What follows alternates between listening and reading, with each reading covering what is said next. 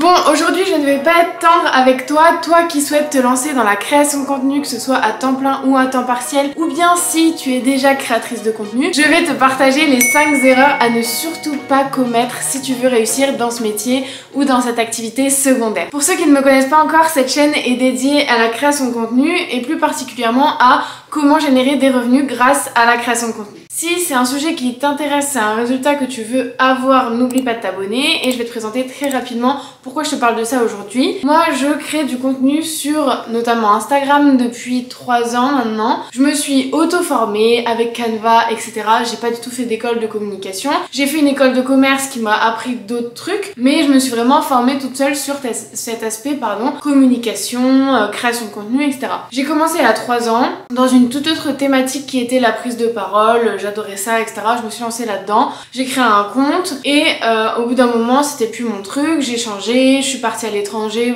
dans le cadre de mon école. Je suis partie 6 mois en Suède. Ça m'a fait une pause. Je suis revenue, j'ai fait un stage de fin d'études chez Canal+.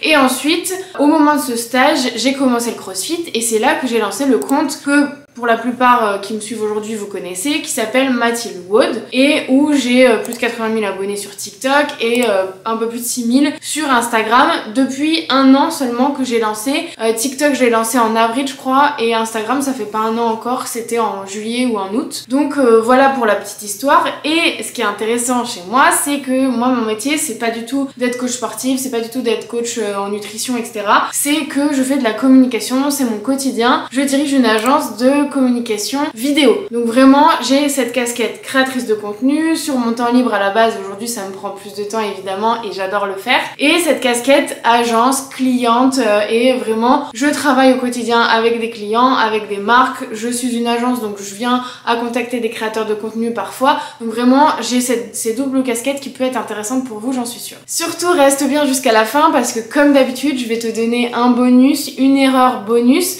que je vois partout et qu'on entend nulle part, donc reste bien jusqu'à la fin. Allez hop, on rentre dans le vif du sujet parce qu'aujourd'hui vous allez voir, on va être très pragmatique, je vais pas être là pour enfiler des perles et surtout pas pour vous brosser dans le sens du poil.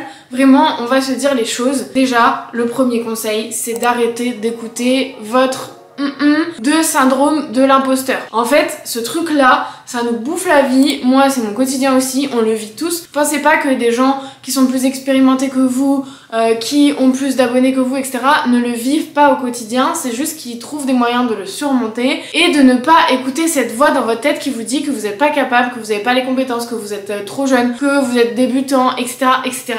Arrêtez tout de suite. Aujourd'hui dans cette société là ça n'existe plus, tout le monde a le droit de prendre la parole sur les réseaux sociaux. Si ça plaît pas tant pis, si ça plaît tant mieux, vous aurez une communauté, vous pouvez pas plaire à tout le monde, bref. Arrêtez de vous prendre la tête, surtout au niveau du syndrome de l'imposteur. Vous pouvez commencer dès maintenant. Moi j'étais débutante quand j'ai commencé mon compte TikTok sur le CrossFit et je partageais mon expérience de débutante. Évidemment j'allais pas donner des conseils etc sur comment faire des toasts to bar alors que même aujourd'hui j'en fais toujours pas. Mais en fait je partageais juste mon expérience et je me dis imaginez si j'avais commencé que quand j'étais prête. Là aujourd'hui je le serais pas du tout. Je ne suis pas vouée à être coach de CrossFit mais j'ai le droit de partager mon expérience, mes photos, mes vidéos autour de ce sujet et ça crée une communauté de personnes intéressées par cette thématique. Point barre. On ne te demande pas d'être expert dans ton domaine, etc.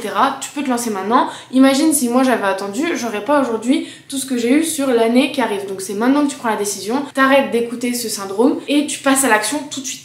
Le deuxième conseil, c'est d'arrêter de vouloir être sur toutes les plateformes en même temps. Franchement, moi quand j'ai commencé il y a 3 ans, je voulais trop être partout, on pense bien faire, on veut multiplier les contenus, multiplier les canaux de diffusion, etc. Et en fait, ça a qu'un seul effet, c'est que vous grossirez pas aussi vite sur chaque plateforme. En fait, vous serez moyen partout au lieu d'être super bon quelque part. En profiter pour valoriser votre profil à travers les marques, etc.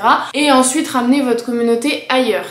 Aujourd'hui, c'est comme ça que ça se passe. Vous ne pouvez pas être partout, tout simplement parce que la création de contenu ça prend du temps, on peut plus poster les mêmes choses qu'on postait avant sur TikTok et sur Instagram, ça ne fonctionne pas, il faut tout adapter, donc forcément ça prend plus de temps. Moi ce que je te recommande, c'est de te concentrer, de te focaliser sur une plateforme. Évidemment ça t'empêche pas de poster des stories sur Insta alors que tu te concentres sur TikTok, mais ça veut dire que tu vas pas poster tous les jours sur TikTok et tous les jours sur Insta, à part si vraiment t'as déjà une expérience de créateur de contenu. Et après après tu auras le temps. Par exemple, moi j'ai commencé avec TikTok et c'est vraiment parce que je me suis dit je veux percer sur TikTok que j'ai réussi, je pense. Et ensuite j'ai ramené des gens de TikTok sur Instagram et c'est comme ça que j'ai fait grossir mon compte Insta. C'est bénéf, on économise du temps, de l'énergie, on est intelligent et surtout on choisit sa plateforme en fonction de sa personnalité, de ses objectifs, etc. Moi j'arrivais pas à créer du contenu sur Insta parce que c'était trop esthétique, quali, etc. Je n'avais pas le temps et je suis quelqu'un de très spontané, j'aime bien parler en face caméra comme ça. Donc je me suis vraiment retrouvée sur TikTok, ce qui faisait que je me suis focalisée sur une plateforme qui correspond à mes envies, à ma personnalité, à mes objectifs, qui était aussi de créer une communauté assez rapidement, ce que permet TikTok à l'heure actuelle. Ce fait de vouloir être sur toutes les plateformes, il s'explique très simplement, c'est un fait sociétal, l'humain il est fait comme ça. Ça s'appelle soit le syndrome de l'objet brillant, soit le syndrome FOMO. En gros, l'objet brillant, vous êtes attiré par toutes les nouveautés, vous voulez tout, etc. Et le FOMO, c'est plus la peur de manquer quelque chose, manquer un événement, etc. Sur les réseaux sociaux, c'est pareil. Soit vous allez vouloir tester tous les trucs, toutes les nouveautés, etc. Regarder les autres, avoir envie d'avoir la même communauté que quelqu'un d'autre qui perce sur Insta. Et donc, vous passez de TikTok à Insta, vous changez votre fusil d'épaule, etc. Soit le FOMO, vous avez peur de manquer quelque chose, c'est-à-dire que vous avez peur, si vous n'êtes pas tous les jours sur Instagram, de pas avoir 10 000 abonnés sur Instagram. C'est comme tout, par exemple il y a des agences de communication qui veulent tout faire, elles sont moyennes en tout, alors que des agences spécialisées, c'est pas pour me vanter, on a une agence vidéo, on est expert en vidéo, point barre. C'est comme ça, après c'est des choix, mais si vous voulez vraiment réussir, il faut quand même, pour moi, selon moi, et si vous n'êtes pas d'accord, dites-le moi en commentaire, se concentrer sur une seule plateforme, et ensuite vous aurez le temps, vous inquiétez pas, de grossir sur toutes les plateformes. La troisième erreur, c'est de se concentrer exclusivement sur le nombre d'abonnés et pas sur la valeur ajoutée que vous allez transmettre gratuitement grâce aux réseaux sociaux. J'en profite pour faire le lien avec ma dernière vidéo sur les conseils mindset du créateur de contenu. Ce conseil-là, il était déjà dans cette vidéo et je l'explique vraiment en détail, donc là je vais aller très vite. Mais en gros, c'est très simple à comprendre. Arrêtez de vous focaliser sur un chiffre et pensez plus à l'engagement derrière, aux personnes qui vous regardent, qui vous écoutent. Arrêtez de vouloir toujours plus. Exprimez un peu de gratitude envers ce que vous avez déjà. Prenez du recul. Si vous avez 100 abonnés, c'est déjà énorme dans la vie de tous les jours. Est-ce que quelqu'un aujourd'hui peut rassembler comme ça 100 abonnés dans une salle, 100 personnes pardon, dans une salle? Si vous avez 1000 abonnés, c'est énorme. Si vous avez 100 à 1000 vues sur vos stories, c'est déjà énorme. En fait, il faut juste se rendre compte de ça et après, aller chercher les 10 000, les 100 000, c'est bien, ça donne des objectifs, mais c'est pas une fin en soi. Vraiment, pensez à vos abonnés, pensez à la valeur que vous allez transmettre et c'est via cette valeur que vous allez grossir une communauté qui sera là pour des bonnes raisons et qui aura confiance en vous, en votre expertise, etc. Les quatrième et cinquième erreurs concernent les collaborations avec les marques. La quatrième erreur, c'est donc d'attendre que les marques vous contactent. Attendre, c'est bien, c'est ok si tu veux être chill et que t'as pas d'objectif, mais en fait, si tu veux des résultats, si tu veux bosser avec des marques, il faut aller les chercher. Tu n'as pas le choix. Aujourd'hui, il y a énormément de créateurs. Tu peux avoir de la chance et avoir une marque qui te contacte comme ça et c'est super. Moi, c'est ce qui m'est arrivé sur TikTok au tout début et c'est là où j'ai compris que c'était possible de travailler avec des marques sans avoir des milliers d'abonnés. C'est à ce moment-là que j'ai découvert la micro-influence, les micro-influenceurs, etc., etc.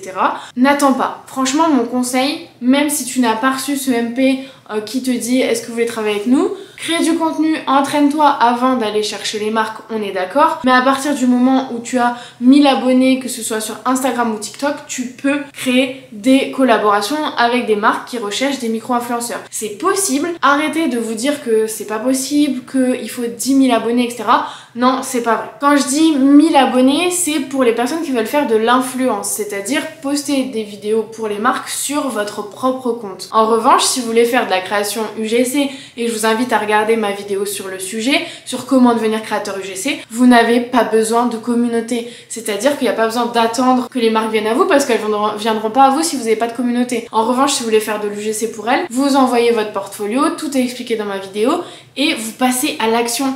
La cinquième erreur à ne surtout pas connaître, et je le vois, je le sais, il y a énormément de créateurs qui font cette erreur et c'est pour ça qu'ils n'ont pas les collaborations qu'ils voudraient avoir, c'est de ne pas personnaliser les mails que vous envoyez aux marques ou les messages que vous envoyez aux marques. En fait, c'est indispensable, c'est comme quand vous allez chercher un taf, si votre lettre de motivation n'est pas personnalisée, si votre CV il est pas adapté, bah vous allez être refusé, point barre, ça s'arrête là. Dans la vie des réseaux sociaux, c'est exactement pareil. Il y a beaucoup de candidats, il n'y a pas beaucoup d'offres, et encore, il y en a plus que vous le pensez. Donc, il faut se différencier.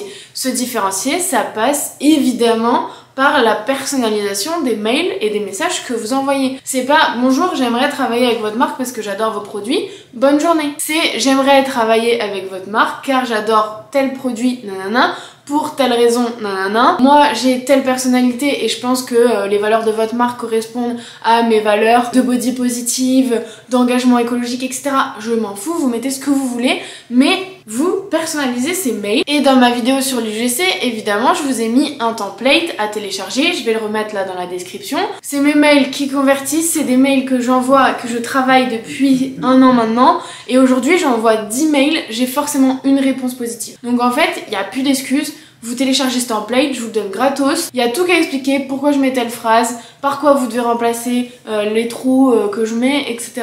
pour adapter au maximum à votre contenu. Vraiment, les marques, elles doivent se dire, mais en fait, c'est le créateur qu'il nous faut. C'est le créateur idéal. Comme promis, l'erreur bonus que je n'entends nulle part, parce que c'est un sujet tabou dès qu'on parle d'argent, c'est de ne pas diversifier ses sources de revenus. Vous êtes créateur de contenu, vous faites de l'UGC, vous avez une communauté, le mieux c'est quand même d'avoir une communauté pour pouvoir diversifier au maximum les sources de revenus. Vous ne devez pas mettre tous vos œufs dans le même panier. Le mieux et l'idéal et ce vers quoi vous devez tendre, c'est d'avoir plusieurs sources de revenus différents. C'est ça qui va vous permettre d'avoir un confort de vie, d'avoir tous les mois des rémunérations qui tombent sans avoir de gros écarts. Il y aura forcément des écarts, il y a des mois meilleurs que d'autres, mais vous avez toujours, on va dire, une base parce que vous ne dépendez pas que d'une chose. Par exemple, si vous dépendez que des collaborations avec les marques, que d'une encore pire collaboration avec les marques, avec une marque, si cette marque, elle vous dit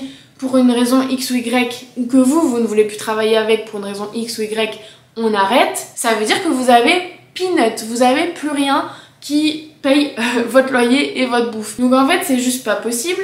Vous devez diversifier au maximum. Il y a énormément de sources de revenus possibles dans la création de contenu. C'est un régal, c'est génial. Franchement, c'est un métier qui est ouf. Il y a plein de choses que vous ne savez encore pas, j'en suis sûre. Dites-moi dans les commentaires si vous voulez que je parle de ces différentes sources de revenus possibles. Je pense que j'en ferai une vidéo parce que vraiment personne n'en parle. Et c'est ok, on a tous notre place en tant que créateur de contenu. Donc moi, je vais vous donner toutes les sources possibles de revenus pour un créateur de contenu. Je vais vous donner mes astuces et je vais vous dire comment moi je génère entre 2000 et 4000 euros tous les mois juste avec ma création de contenu. Cette vidéo, elle était volontairement assez courte, elle était surtout assez impactante. On va dire que j'ai pas été tendre avec vous, mais vraiment je vois trop de trucs sur les réseaux sociaux qui vous freinent, qui vous empêchent de passer à l'action. Moi je suis là pour vous dire que c'est possible. Tout est possible. Le métier de créateur de contenu, il est accessible à tout le monde. Il est vraiment merveilleux parce qu'on partage au quotidien des choses avec une communauté qui nous ressemble, qui nous rassemble. Et donc vraiment, on travaille avec des marques qui nous plaisent. Vraiment, ne travaillez jamais, je le précise, mais travaillez jamais avec des marques où vous avez des doutes, etc. C'est un bonheur au quotidien. C'est pour ça que moi, je veux partager un maximum de choses avec vous pour que vous puissiez faire pareil, générer un complément de revenu en plus de votre travail ou bien vraiment devenir créateur de contenu à temps plein. Et on ira comme ça dans cette vidéo, on ira faisable, t'as plus qu'à passer à l'action et évidemment à t'abonner, chercher le vidéo qui travailler tous les dimanches à 17h et j'essaye de te donner un maximum de valeur. À très vite.